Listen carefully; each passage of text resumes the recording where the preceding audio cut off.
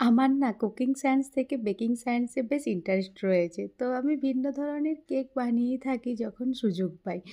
এই যে 2 টায়ারের ক্রিম কেকটা এটা ছেলের ৪ বছরের জন্মদিনে বানিয়েছিলাম। তার রেসিপিটাই আজকে শেয়ার করছি। তবে এটা আমার ১ম 2 টায়ার কেক আর রসমালাই ফ্লেভারে বানিয়েছিলাম। কিভাবে বানিয়েছিলাম চলুন আজকের ভিডিওতে শেয়ার করি।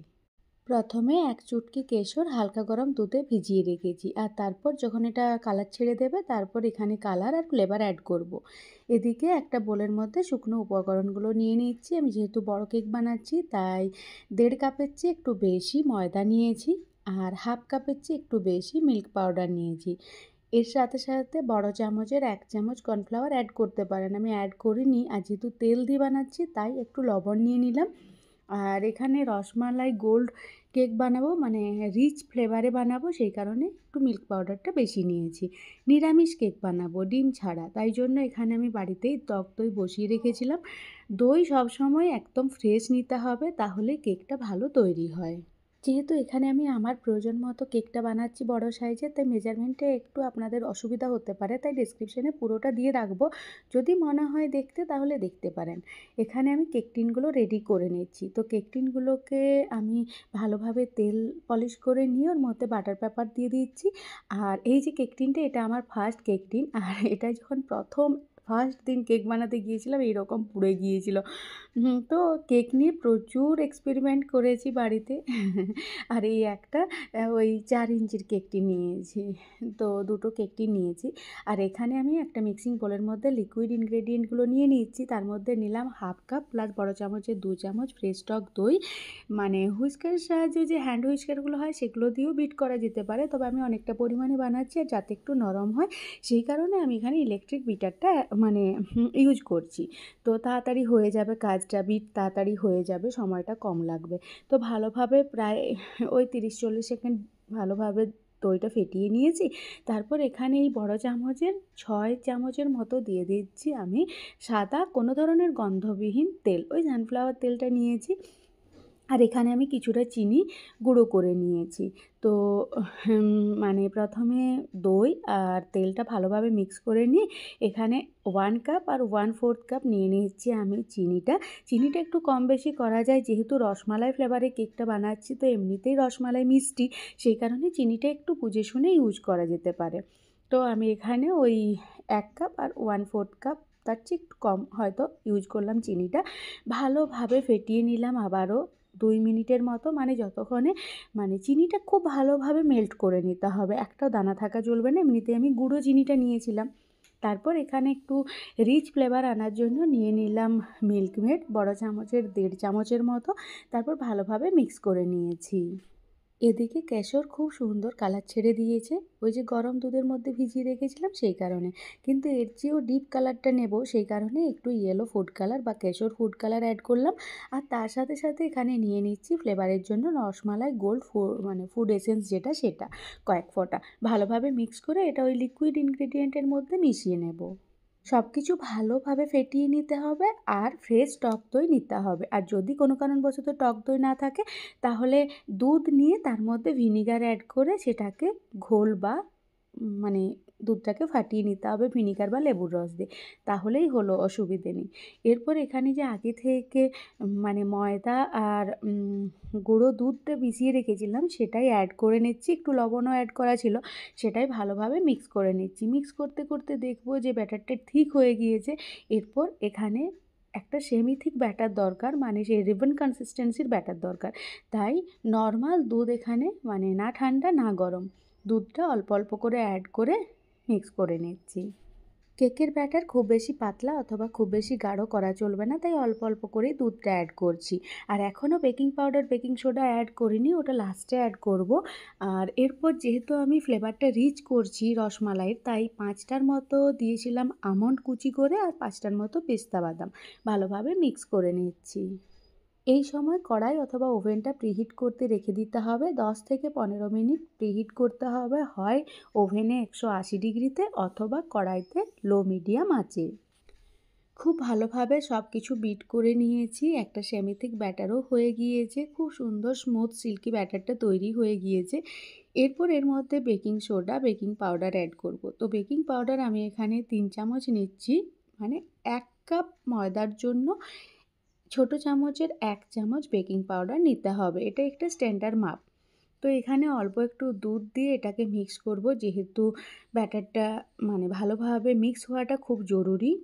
তো সেই কারণে এরপর অল্প অল্প দুধ দিয়ে এটাকে অ্যাক্টিভেট করে নিচ্ছি, আর এর সাথে নিয়ে নিচ্ছি 1 চামচ বেকিং সোডা। আবারও বলছি, এখানের মেজারমেন্টটা একটু গন্ডগোল লাগতে পারে, তো সেই কারণে ডেসক্রিপশনে আমি ডিটেলসে আপনাদের সাথে শেয়ার করে দেবো কী পরিমাণ মেজারমেন্ট নিতে হবে 1 কাপ ময়দার জন্য। আর এরপর এখানে একটু ভিনিগার নিয়ে নিচ্ছি। ভিনিগার দিলে কি হয়, আগে কিন্তু বেকিং পাউডার বেকিং সোডাটা মিশিয়ে নিয়ে তারপর ভিনিগার দেবো। বেকিং পাউডার বেকিং সোডার ওপরে ভিনিগার দিলে একটু স্মেলটা চেঞ্জ হয়ে যায়, তো সেটা কখনোই করা চলবে না। এরপর ভিনিগার একটু দিলে খুবই স্পঞ্জি জালিদার কেকটা তৈরি হয়, আর ভীষণ সফট তৈরি হয়, সেই কারণে আর কি। এরপর দুটো কেক টিনে আমি নিজের হিসাব মতো করে ভরে নিলাম, তারপর এটা বেক করতে দেবো।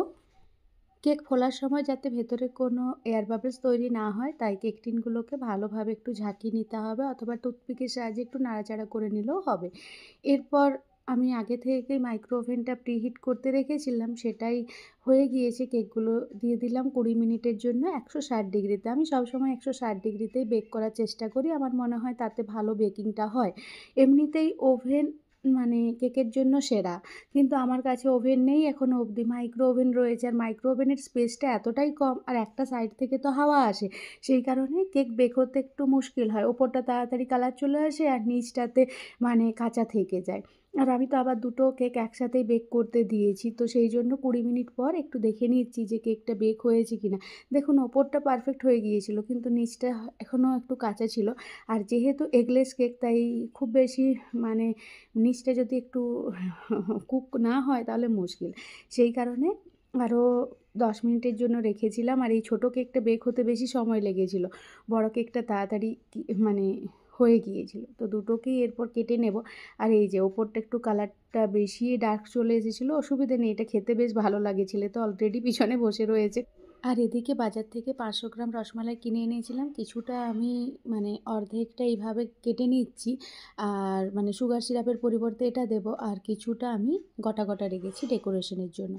এদিকে মানে যেহেতু ক্রিম কেক বানাবো, তো সেই কারণে আগের রাত্রিতেই আমি ডিপ ফ্রিজ থেকে বের করে রেখেছিলাম ক্রিমটা নর্মাল ফ্রিজে।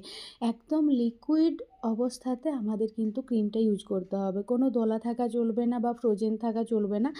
যদি ওই যে ফ্রোজেন অংশটা নিই, তাহলে কিন্তু কেক মানে ক্রিমটা বিট ভালো হবে না, মানে প্রবলেম হবে অনেক কেকটা ডেকোরেট করতে।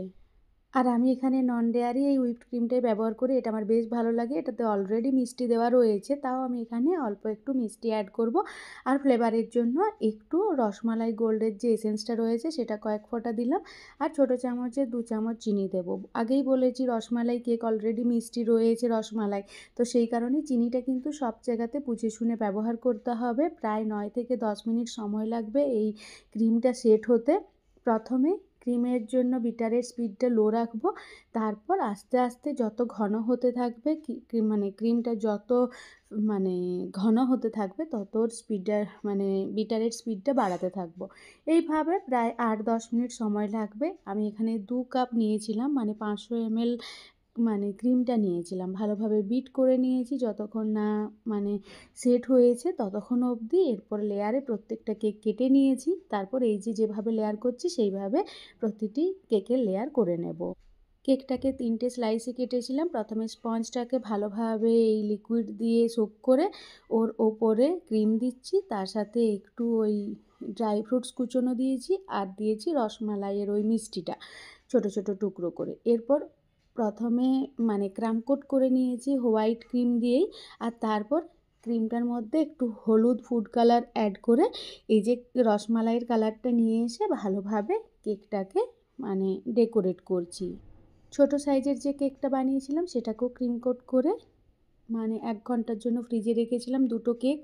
তারপর হলুদ যে মানে ক্রিমটা বানিয়েছি সেটা দিয়ে কোট করে নিয়েছি, আর এরপর খুব ভালোভাবে স্মুথ করে একটার ওপরে আরেকটা বসিয়ে নিচ্ছি।